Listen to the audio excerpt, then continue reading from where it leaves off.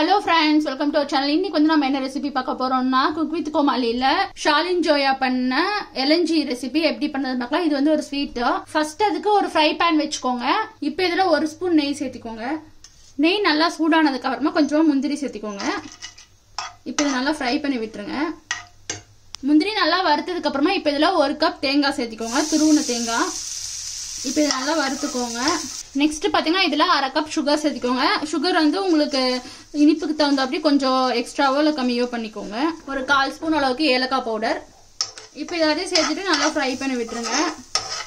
அவ்வளவுதான். இப்போ வந்து இது ரெடி ஆயிடுச்சு. நம்ம அடுத்தது என்ன பண்றதுன்னு பார்க்கலாம். அடுத்தது ஒரு மிக்ஸி ஜார் எடுத்துக்கோங்க. இப்போ இதுல ஒரு 1/2 கப் அளவுக்கு தண்ணி சேர்த்திக்கோங்க.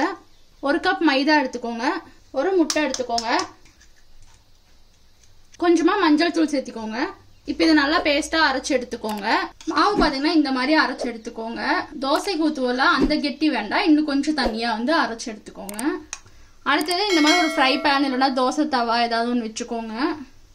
இப்போ ஃப்ரை பேன் நல்லா சூடாயிடுச்சு. இப்போ இதுல நம்ம மாவு சேர்த்திடலாம்.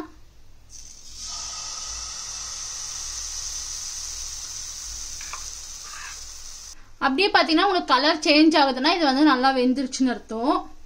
இப்போ வந்து திருப்பி போட்டுருங்க. இன்னொரு பக்கமும் இது லைட்டா வேகட்டும். சீக்கிரமா ரெடி ஆயிடும். அவ்வளவுதான். இப்போ இது வெந்துருச்சு. நம்ம தனியா எடுத்து வச்சிடலாம். நெக்ஸ்ட் பாத்தீங்கன்னா இந்த தேங்காய் வச்சு ரெடி பண்ணி வச்சுக்கோல. இப்போ இதை உள்ள வச்சுக்கலாம். இப்போ இது உள்ள வச்சதுக்கு அப்புறமா இதை அப்படியே ரோல் பண்ணிக்கோங்க. அவ்வளவுதான். குக் வித் கோமாளில ஷாலின் ஜோயா பண்ண எலஞ்சி ரெசிபி வந்து ரெடி ஆயிடுச்சு. நீங்களும் இந்த வீட்ல ட்ரை பண்ணி பாருங்க. ட்ரை பண்ணி பார்த்துட்டு எப்படி இருந்துச்சுன்னு சொல்லுங்க. நம்ம மறுபடியும் அடுத்த வீடியோல பார்க்கலாம்.